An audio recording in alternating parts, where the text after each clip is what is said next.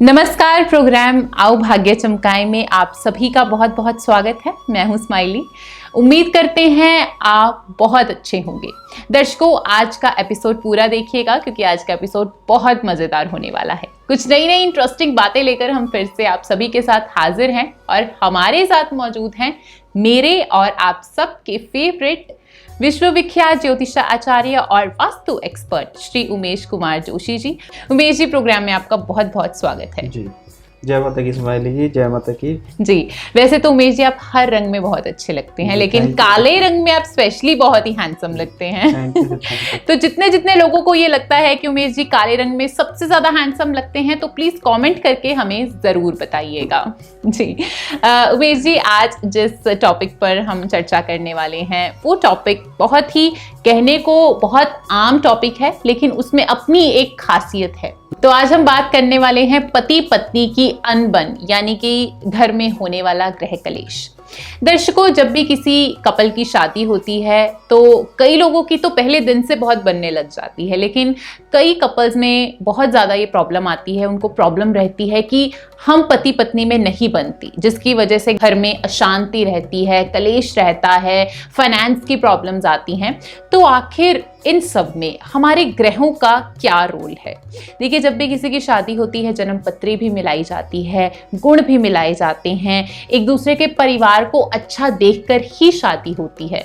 इन सब अच्छी चीजों के बावजूद भी पति पत्नी में कलेश क्यों रहता है, हम आज ये चर्चा उमेश जी करने वाले हैं। तो सबसे पहले तो ये बताइए कि आखिर जब किसी दो इंसानों की शादी होती है उसमें जन्म पत्री का या एस्ट्रोलॉजी का क्या रोल रहता है? क्यों जरूरी है जन्म पत्री में लानी उमेश जी? बिल्कुल स्माइली जी, जन्म पत्री शादी से पहले या शादी के बाद एक महत्वपूर्ण रोल अदा करती है। जी, महत्वपूर्ण रोल वहां पे अदा करेगी अगर उस जातक को सामने वाला एस्ट्रोलॉजर अच्छी नॉलेज वाला मिलेगा। जी, सबसे पहले उस जहाँ पे जातक जा रहा है जी, उस एस्ट्रोलॉजर को प्रॉपर ज्ञान होना चाहिए कि जिस जातक या जातिका का मैं बर्थ चार्ट मैच मेकिंग करवा रहा हूँ जी, तो दोनों का आपसी नेचर प्रभाव कैसा है। बिल्कुल। सामने वाला पर्सन, एक हमारा पीछे के गुण मिलान का एपिसोड भी था, वहां भी मैंने इस बात की चर्चा की थी कि हम गुण मिलान या शादी से पहले पत्री क्यों मिलाते हैं जी।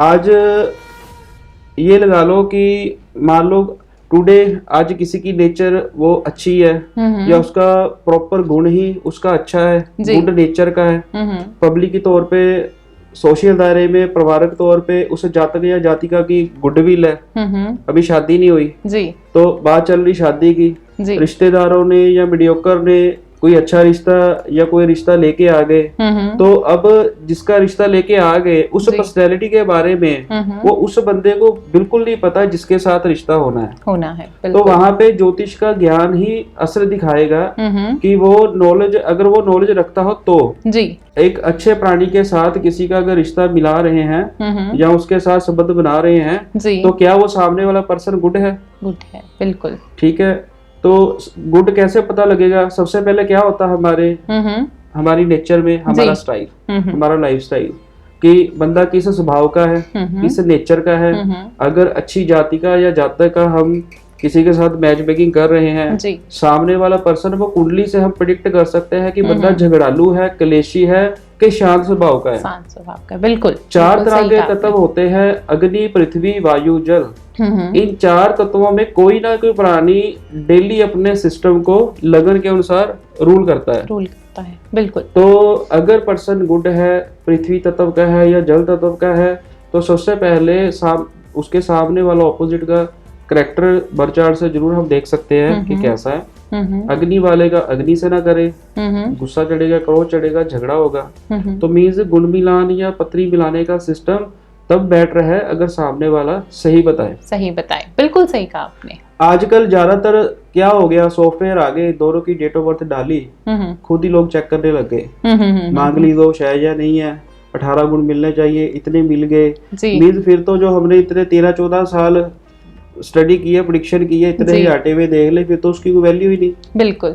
तो सबसे पहले कुंडली में हम पर्सन का कैरेक्टर, उसका प्रभाव जी, उसके चौथे घर में उसके मदर की नेचर कैसे है, 10th हाउस में उसके पापा का प्रभाव कैसा है, उस जातक का जो तीसरा घर है उसके छोटे भाई बहन का वो सपोर्ट कर रहा है या नहीं कर रहा जी, उस जातक का जो 11वां घर है बड़े भाई बहनों का क्या उसको सपोर्ट दे रहा है या नहीं दे रहा जी, या जिसके साथ मैच मेकिंग कर रहे हैं उसका उन घरों के साथ संबंध पॉजिटिव है या नेगेटिव है, तो इसलिए वो एक अच्छा एस्ट्रोलॉजर ये सारे संबंधों की कैलकुलेशन करके सामने चीज रख सकता है कि आपको शादी के बाद ये चीज में अच्छा मिलेगा और शादी के बाद ये चीज में नेगेटिव मिलेगा। तो एक विद्या, ये भी एक कला है, ये भी एक साइंस है जी। तो अगर हम कैलकुलेशन कर सकते हैं तो अगर कैलकुलेशन पहले ही शादी से पहले गुड हो जाए तो शादी के बाद ज्यादा परेशानियां नहीं आती। परेशानी तब आती है कि एक पर्सन अगर किसी पंडित जी ने जाने में ऐसा बरचाट मिला दिया कि जातक अग्नि तत्व का है और सामने वाला बंदा जिसके साथ मैच मेकिंग करती वो वायु लगन का है, तो कहीं ना कहीं हवा अग्नि को और भड़काएगी, क्या होगा, संबंध खराब हो गए, तो वो जातक यही बोलेगा अब अज्ञानता के कारण मैं तो गया था जी, मैंने तो टेवा भी मिलाया था, मैंने जी गुण भी मिलाए थे, लेकिन परेशानी फिर आ गई। परेशानी आई फिर उस अधूरे ज्ञान के कारण जी। तो इसलिए जिस पर्सन को आप टेवा कभी ज्योतिषचार्य को मिलाएं, सबसे पहले 2-4 बातें सबसे पहले उसके बारे में जरूर पूछे जो खुद जा रहा है पंडित जी के पास, बिल्कुल, कि मेरे टेवे में आप मेरी क्वालिटी बताएं जी, बिल्कुल। अगर वो ज्योतिष उसकी क्वालिटी बताने में समर्थ है तो नेचुरली वो उसके ऑपोजिट सेक्शन की सभी प्रोफाइल्स को गुड बताएगा, बिल्कुल। अगर सामने वाले बंदे का स्टाइल ही नहीं बता सकता तो दूसरे का कैसे बताएगा। तो अगर इस चरण में हम पास हो गए तो शादी के बाद ज्यादा समस्या नहीं आती। बाकी सुख और दुख एक जिंदगी का नियम है। तो हमारे देवी देवते, हमारे परमात्मा भी धरती पे आए हैं, श्री रामचंद्र जी भी आए हैं, कष्ट तो रहते हैं, तो लेकिन अगर उसका समाधान पहले लेके चले तो उसका ज्यादा परेशानी नहीं आती। बिल्कुल बिल्कुल दर्शकों, जिंदगी में सुख और दुख जैसे एक सिक्के के 2 पहलू होते हैं, उसी ही तरह सुख दुख साथ चलते हैं। देखिए, जिंदगी में आने वाले दुखों को बिल्कुल तो नहीं काटा जा सकता, लेकिन कम किया जा सकता है। किस तरह से?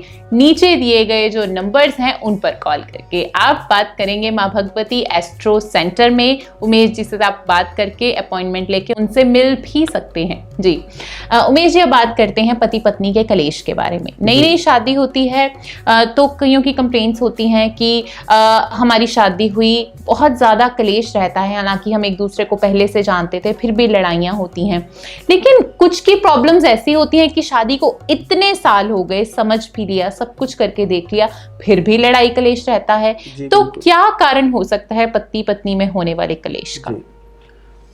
आपका ये जो सवाल बहुत बढ़िया है जी, कि जैसे किसी के साथ शादी से पहले ही संबंध मिल रहे हैं जी, आपस में बातचीत चल रही है, नेचर का पता है, ज्यादा समस्या नहीं आती जी। मेरे पास अब तो ये लगा लो ज्यादा ही हो गया जी, कि ज्यादातर जो हम आजकल मैच मेकिंग कर रहे हैं वो अरेंज मैरिज कम है, लव मैरिज के ज्यादा है। बिल्कुल। तो लव मैरिज में कई टेवों में ज्यादा समस्या आती है। उसका रीजन इस एपिसोड के द्वारा अपने दर्शकों को बताना चाहता हूँ कि जब हम किसी के साथ अफेयर के चरण में अटैच्ड होते हैं जी, तो ज्यादातर जो हमारी कुंडलियां होती हैं वो लगन के कारण पंचम को सपोर्ट करती है जी।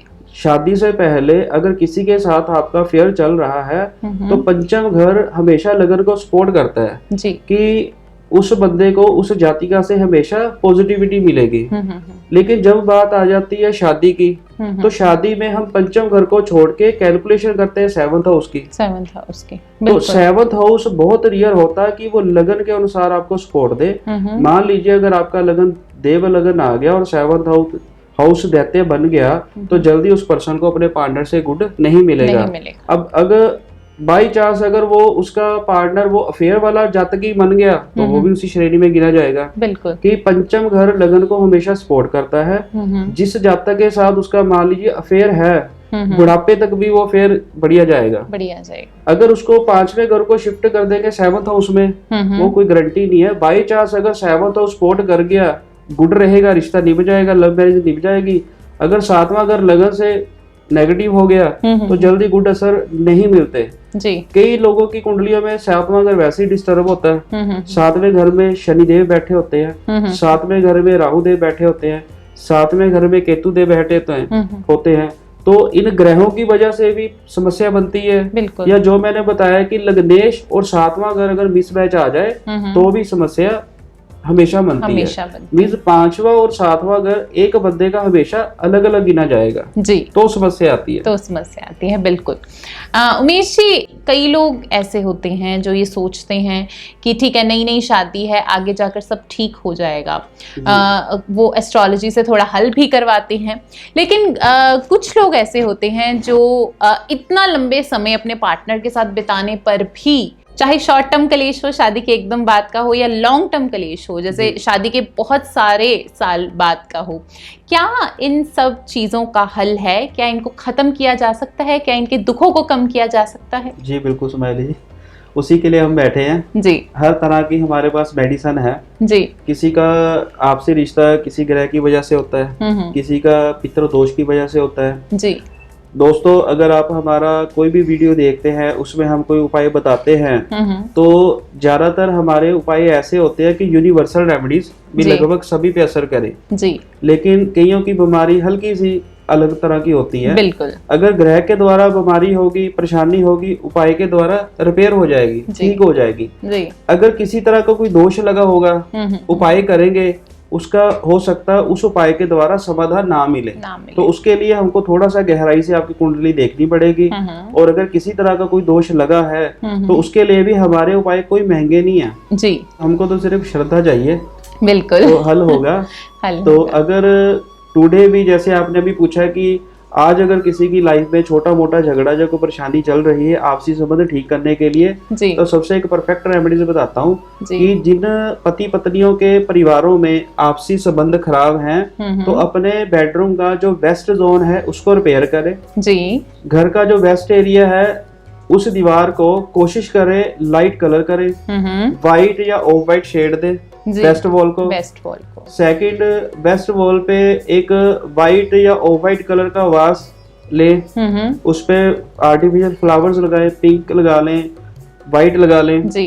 तो या कोई फ्रेम लगा सकते हैं फ्लावर्स का, बड़े सारे फ्लावर्स का, जिसमें पिंक या व्हाइट कलर के मीन्स फ्लावर्स हों जी।